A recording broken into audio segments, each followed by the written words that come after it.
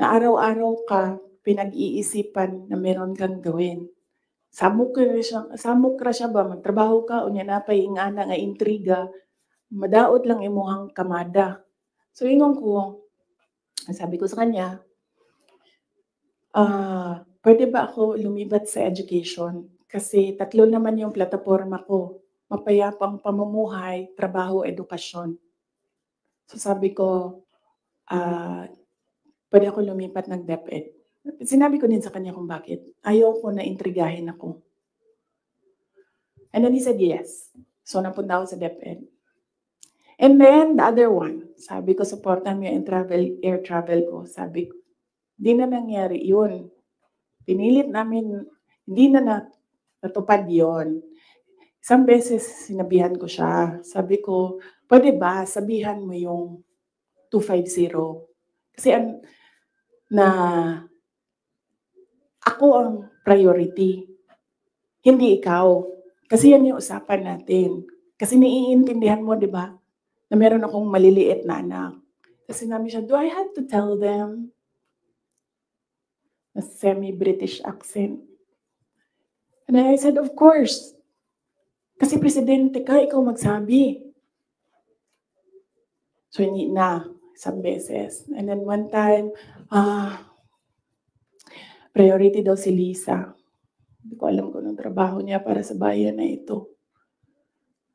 And then one time, priority daw si ganyan. So I said, okay, this is,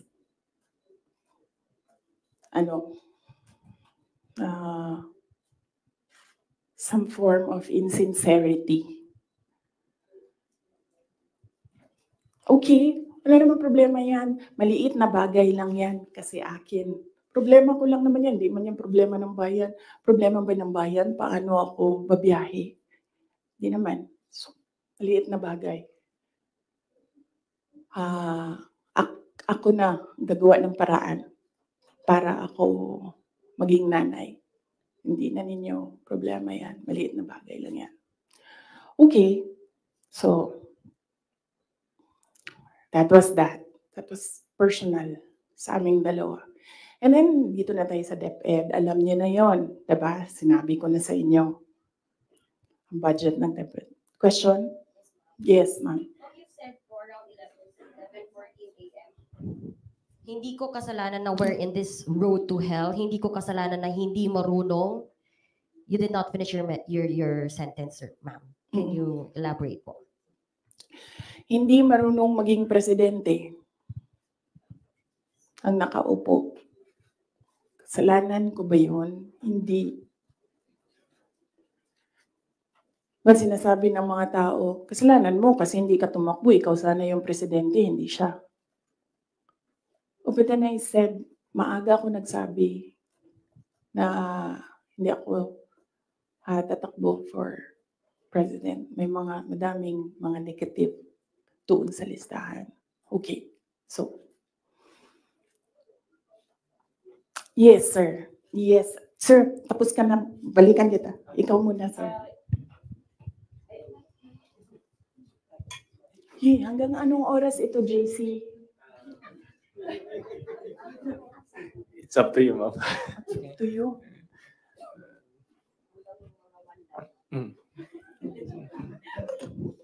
Okay. Madam VP, with all this revelation that ayun nga, meron kayong mga request kay President Bongbong Marcos in case he wins, which is he won.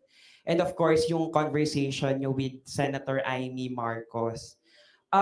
Ngayon ba, do you regret teaming up with President Ferdinand Marcos during the 2022 elections? Alam mo, inisip ko yan. Naisip ko na yan. And then naisip ko kasi, ganito. Sila yung tumatakbo, diba? Tumakbo si BBM, tumakbo si Lenny. So, either lang naman sa kanila yung mananalo noon. Tapos mayor ako ngayon. Imagine natin, parallel world na either sa kanila ang president and then ako ang mayor. So I'm sure, lahat ng mga nakapalibot sa kanila magtitingin pa rin sila sa akin doon sa Davao City. Hahabulin pa rin nila ako doon sa Davao City because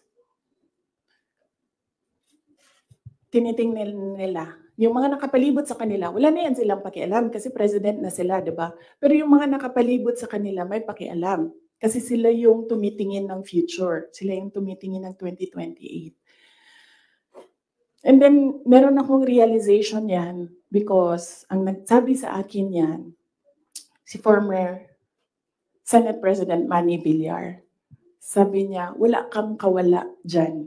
Saan ka man magtago, saan ka man pumunta, hahabulin ka nila kasi tinitingnan nila ang 2028.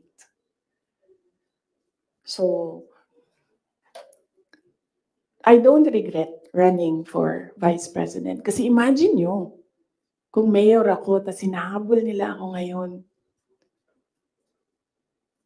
Diba? Napakadali nila ako i-suspend. Napakadali nila ako kasuhan.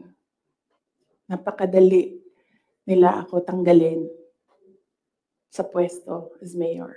Ngayon, hindi nila ako matanggal.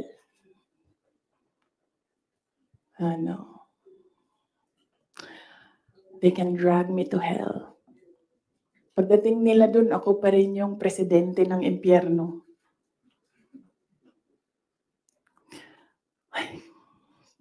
Yes. Yes. Pahiram ako ng ballpen, lagyan ko lang ng note kung saan ako nag-stop kasi para alam natin saan tayo mag-start. Mamaya. Kung sinabi niyo po na hindi kayo nagsisi na tumakbo kayo for Vice President, pero nagsisi po ba kayo na nakipag-tandem kayo kay President Bongbong Marcos? Hindi man ako ni-request ni VP Lenny na tumakbong Vice President niya. No, hindi ko pinagsisihan yung pagtakbo ko as Vice President. And hindi ko din pinagsisihan na nakipag-tandem ako sa kanya. I'm sure merong rason ang Diyos kung bakit ako nilagay dito sa upuan na ito, sa ilalim ng seal na yan. Para rin siguro sa kanya, para kay BBM, or para sa bayan, hindi ko alam kung anong rason ng Diyos. Sometimes, or all the time, hindi natin nakikita ang rason ng Diyos. Nakukonect na lang natin siya kapag meron ng ibang nangyari sa buhay natin. Siguro, yun yung rason. Para, ganito, gawin ko, bullshitin ko sila ng bullshitin. Bullshit kayong lahat. Drag me to hell. Sorry sila muna ha, kasi hindi pa sila nakatanong. Mark Makalala. Good morning, VP. Since wala po kayong intention to run for Vice President from the very beginning, can we say na napilitan ba talaga kayo, and without yung call ni Senator Amy, masasabi nyo ba na nagamit lang kayo para lang manalo si President Bongbong Marcos sa pagkapangulo? Napilitan, hindi. Very rational yung decision making ko sa pagtakbo as Vice President. Sinabi ko